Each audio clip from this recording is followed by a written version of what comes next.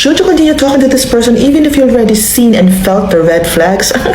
Sweetheart, the answer is a loud resounding no. I think you already know the answer to your own question, but you just want us to confirm it for you. So I don't pretend to know the specific red flags he's already shown you. These red flags, when ignored, will often make you feel bad about yourself. You make you question or doubt yourself. You will form an unhealthy attachment to this person, which I think you already have. An example of unhealthy attachment is you obsessing over this guy who's already shown you that he is not into you. If you feel and think that you already have an unhealthy attachment or obsession with this person, you need to drop it. You need to drop him like it's hot. You gotta go cold turkey on him.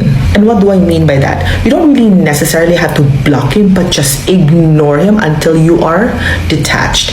You need to step away, back away from this person emotionally, physically, and psychologically. You need to focus on your own world, what's going on in your life. This person doesn't really make you happy, he's just making you feel obsessed. You have to learn the difference between him making you really, honest to goodness, happy versus you being obsessed by the crumbs of attention he's giving you. Once you are stable emotionally and you don't have an attachment anymore, then you can go back and talk to him, but don't be obsessed again, okay? Oh my god, I've seen this topic go round and round and round in my FYP today, so I thought I'll just address it. Should women make the first move? My answer is yes. Now before you roast me with your opinions, let me explain why. Number one, yes, women can make the first move, but women should not chase. When I say you can make the first move, yes, you can text him first, yes, you can call him first, but don't be desperate. Also, sometimes men like women making the first move because men receive a lot of rejections already, so it's nice to see them motivated to chasing you back. So once you give this guy an incentive, and by incentive I say the first move, let them chase you. You already made the first move, let them chase you back. Women, we can act masculine if we want, but remember our feminine energy is just so powerful. As I said before, men are hunters, so let them hunt you and you nurture them, okay? And just a reminder for all the ladies out there, if you want to make the first move, make sure that you are stable, meaning you are not reaching out to this person out of need, out of lack, out of desperation. When you reach out, make sure that you are feeling relaxed, confident.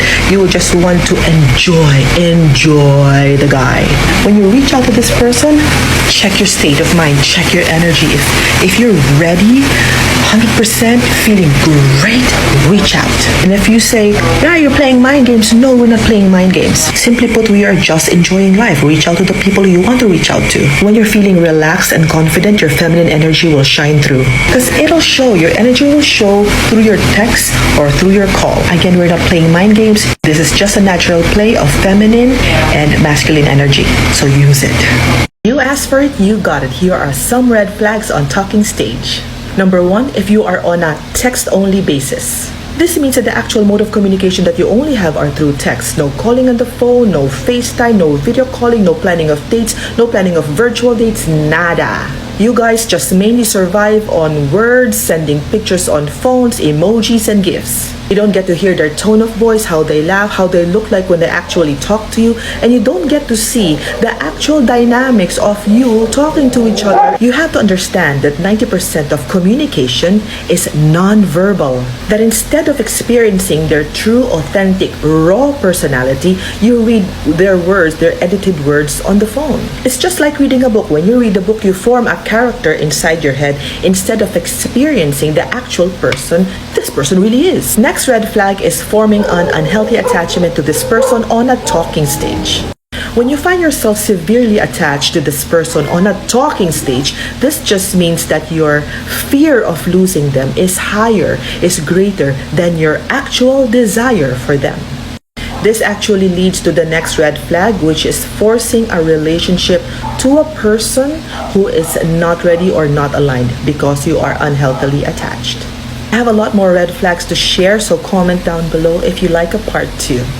Let's talk about talking stage part 6. Let's do this. If you're in a talking stage with someone for over a year now and there's no label, there's no plans of meeting up in the near future, and just one of you are keen into moving up the relationship to the next level, then I'm sorry to say that this is just a pandemic texting love affair.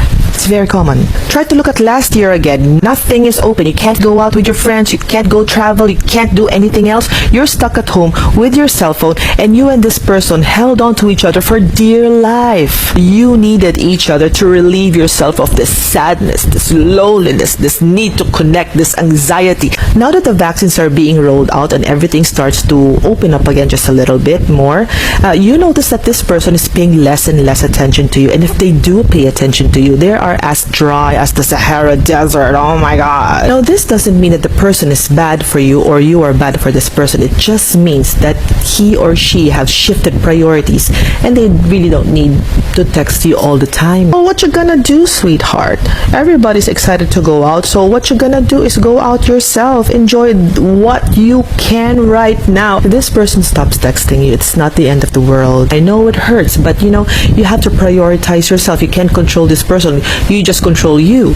Remember, you have your own brand of superpower. Use it. Keep enjoying your life, okay? It is right in front of you. Have fun. I've had guys saying and confirming this. It's not that they're losing interest. They just don't know what to say. Some guys are really not expressive when it comes to text, especially on talking stage. And because they don't know you well, they rather not say anything for fear of coming out too strong, coming out the wrong way. Maybe you find it corny or not manly enough, so they rather shut up. Remember, men and women process things differently. So if he has nothing to say, most probably it has nothing to do with you. Oh, I know what you're feeling. I know what you're feeling. You're feeling all rejected and sad because this person that you texted did not text you back for X number of hours. You are left unseen. They have the audacity to ignore your message. You want to demand text. Why haven't you texted me yet? You want to text them an all-out war, an all-out text and psych war just to get them to pay attention to you? No. Here's what you're gonna do, okay? Ready? Here's what you're gonna do. After watching this video, I want you to put the mother effing phone down, put your phone down, and walk away. Put your phone down and walk away. Okay? Take a lot of deep breaths. Inhale, exhale, walk away. And what you're gonna do next, you're gonna pay attention to what's going on in your world. Connect to your loved ones, connect to your friends, do whatever. Go back to your hobbies. Glow up. Your world does not revolve around this person on this cell phone. Okay? You have a life to lead. Remember, your phone is not your world. Your world is right around you. Go live your life. Your phone is not your life, even if it feels that way. Okay? Let's talk about talking stage part 4. Let's do this. Here are some ways to determine if the person you're talking to is just wasting your time. Number 1, if they are just talking about themselves. This person is not interested in a conversation. They're interested mainly because of validation. They're just talking to you because they like your attention. Validating them is the only way that you can hook them into any sort of conversation. Second, the moment you talk about yourself, they seem bored. And that's because they are. We're still in a pandemic, so everyone is glued to their smartphone, so they're bored. And the only way that you can get their full attention is when they talk about sex. If you want to engage in sexting, that's your prerogative, but remember, do not send naked videos or pics.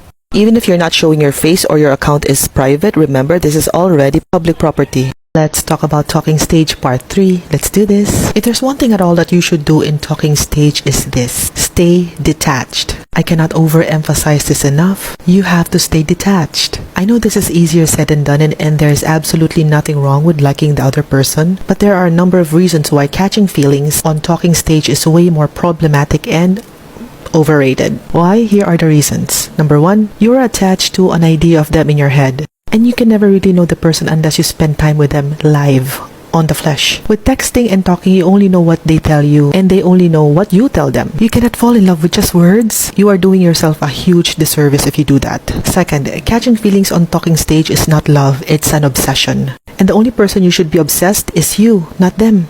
I still have a lot more to say, so like, comment, follow, and share for part 4.